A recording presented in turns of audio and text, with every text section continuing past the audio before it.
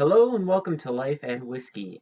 In this video, I'm going to outline a new series that I'm going to be starting here. It's going to be kind of an introduction to elk hunting. Now, I am not at the top of the game. I'm not the guy that knows everything about elk hunting, but I, like many of you, probably are new to it and have a lot of information about what not to do and maybe some pitfalls that you can avoid. And so this video series I'm going to do to try and help people who are new to elk hunting, and maybe even some of those older veterans might be able to pick up a few tips here and there as well. With each video, I'm going to be pairing an Evan Williams product. There'll be 5 videos in total, and here's a quick brief outline of what those videos are going to be about. Video number 1 is going to be stories. So it took me 5 years to get my first elk, and so I have 5 years of hunting stories, actually 6 years, that I'm going to relay to you, and hopefully you can see where I went wrong with some of the tactics I tried, and also maybe pick up some of the useful information that I learned along the way. Video number 2 will be exercise and getting in shape. Video number 3 will be equipment that I use and some of the things that I think are absolutely necessary, and perhaps some of the things that people think are necessary that are not. Video number 4 will deal with scouting, and then video number 5 will be meat care and packing. And so if any of that stuff interests you, please follow along through this video series, and hopefully you'll be able to learn something as we go through this series, and if not, hopefully you at least enjoy the whiskey reviews.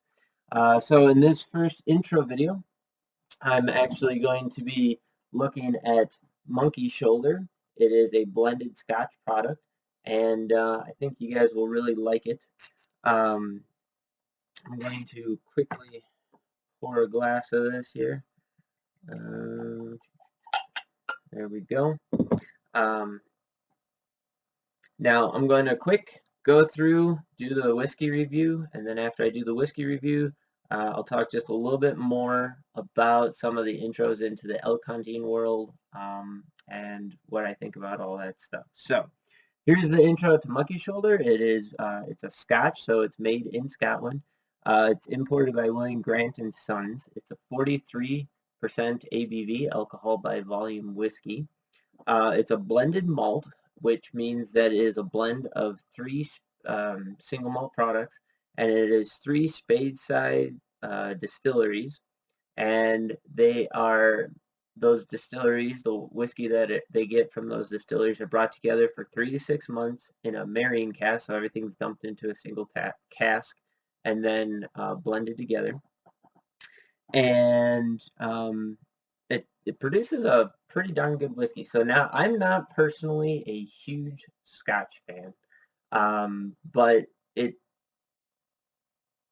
this particular whiskey has me starting to go into the Scotch category more often, and I think it would be a really good one for people who are looking to maybe try either whiskey for the first time or Scotch. It's a really easy drinking whiskey.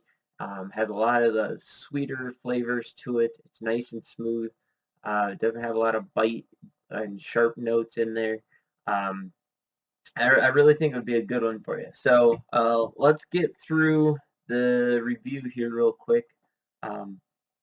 Just on the nose, has a vanilla and caramel smell to it. I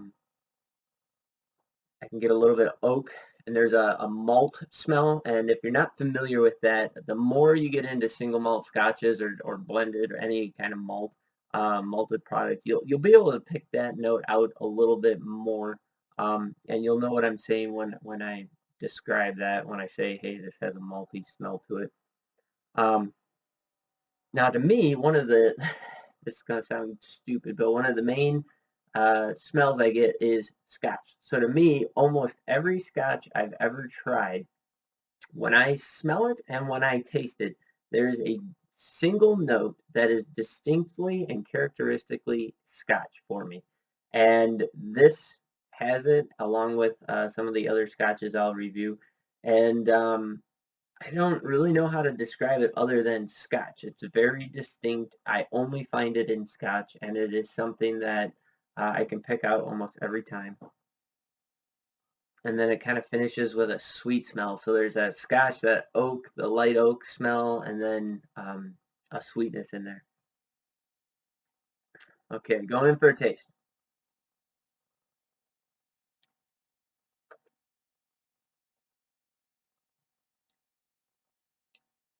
So right away, pick up just a slight floral note in there, oddly enough.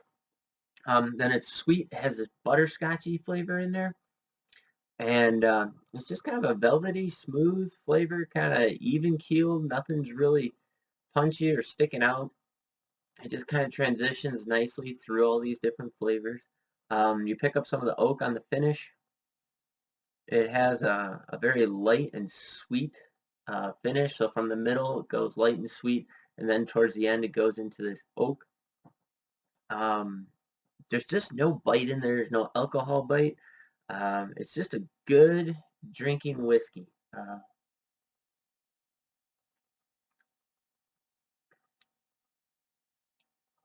Yeah, just sweet, smooth, simple, easy to drink. It's a good one for you to try. I'm going to continue sipping on this as I go through the rest of this video. Yeah, and if I come up with anything else as I go, or if the flavor profile distinctly changes to a point where I want to make a comment, I'll throw that in there as well. Okay, getting into elk hunting.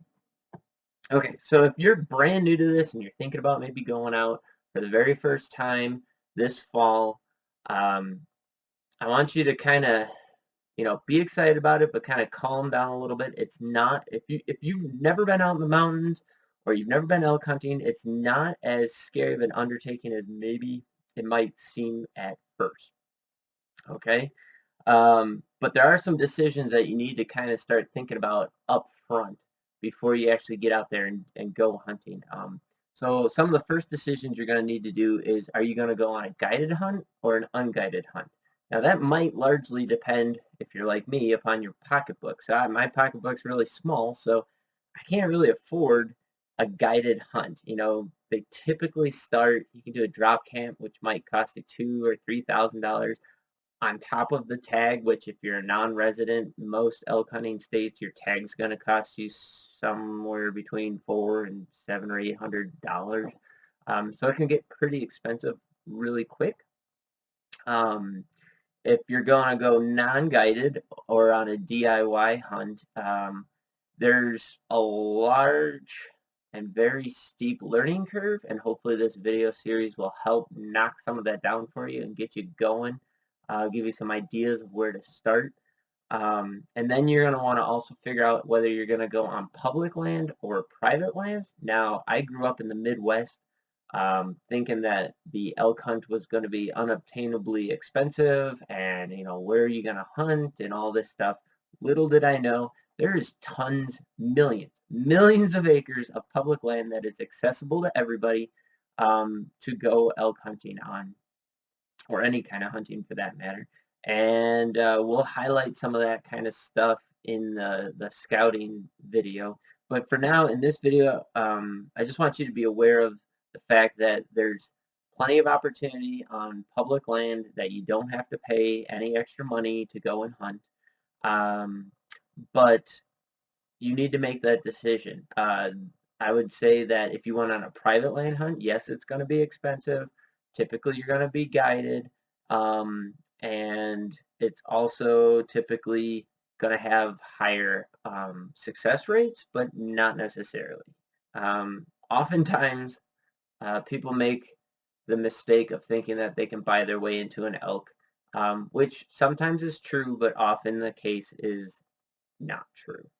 And finally, the last thing that you really need to kind of think about is, what kind of hunt do you want? Are you going to do a drop camp, a backcountry hunt? Are you going to carry your camp on your back with you? Are you going to road hunt? Are you going to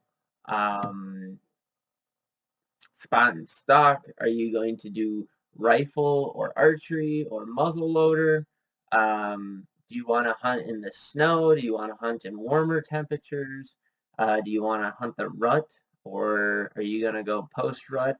Are you going to be hunting for bulls or cows or any legal animal? These are all decisions that you need to make, and you need to make them sooner than later because a lot of that depends on which tag you're going to apply for. As a non-resident, most states you're going to have to apply for a tag. Some states, like here in my home state, Wyoming, that time frame is already lapsed, unfortunately, so you would have to start considering next year if you're thinking about applying for a Wyoming elk tag. But there's states like Colorado and Idaho where you can get it as a non-resident, you can get an over-the-counter tag. That might be an option you want to look at. So that way, if you really want to go elk hunting this fall, you can know for a fact that you will have the ability to get that tag. So those are just some things, putting it out there. I want you to start thinking about that. Oh,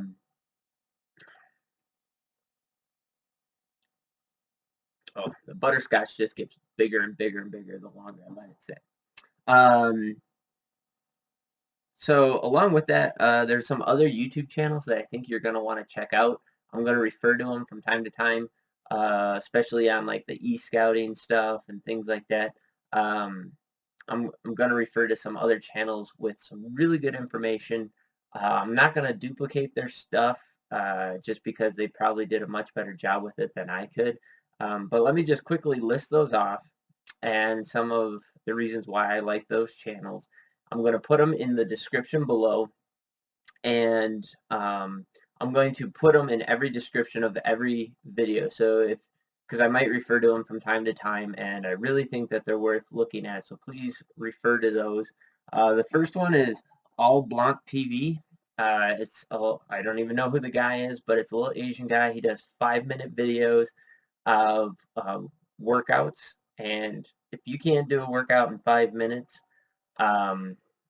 or you're not willing to make the time to do a 5-minute workout, may be a better way to say that, you might want to reconsider elk hunting because it's going to tax you in every way possible. The second one is Randy Newberg. If you haven't heard of him, he does Fresh Tracks as a video series out on Amazon. He does Elk Talk Live. He's heavily involved with Rocky Mountain Elk Foundation. Just an all-around good guy, a very good conservation and outdoor advocate, and he also puts out a lot of really good information and is a great source for getting into elk hunting. He helped me figure out some of my faults and mistakes along my path. The Born and Raised Outdoors crew, I just found them, I think, 2 years ago. I started watching their videos. Their channel is really good. There's some guys from, they are some guys from Oregon that are just love the outdoors and do a lot with archery elk hunting. So I highly encourage you just check them out. They'll give you some tips and some ideas along the way. The Hunting Public, now they mostly do whitetail hunts and turkey hunts. However, this year they did an elk hunt, and a lot of the different types of, or different species of animals and the different types of hunting that are out there will transcend from one species to the other. So even though they mainly focus on whitetail hunting, a lot of the tactics that they use and the way that they access public land and the fact that they do everything on a really limited budget, I think will be really helpful for a lot of people. You'll see that they don't have the latest, greatest gear. It's not about the gear for them. It's about just getting out and hunting. So check those guys out. Corey Jacobsen, I follow a lot of his stuff on YouTube along with his channel Elk 101. He's one of the guys that I look to at calling and really learning how to get in close to elk, along with calling. Another guy that I follow and have a lot of respect for, and I use a lot of his tactics, is Chris Roe with Roe Hunting Resources. I highly, highly, highly encourage you to check him out. He has a lot of great information. His YouTube videos are excellent. I use his app that he has. It's not very expensive. I want to say it's like $5, $6, $7, something like that. And it's a great little tool to have with you while you're out in the woods because you can hear a sound, look it up in the dictionary on there, and listen to that sound and go, hey, what does that mean?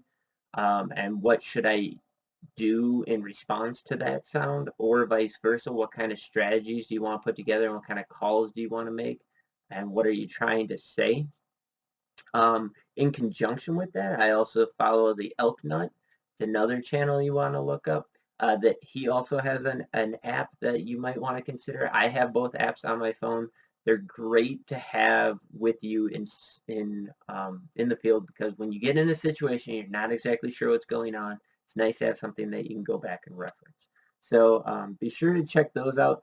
Finally, if you're not a member of Rocky Mountain Elk Foundation and you're considering elk hunting, please, please, please think about joining that organization. I think they're one of the better organizations you can put some money towards. You get, as part of the membership, you get the Bugle magazine, which is a great read every couple of months.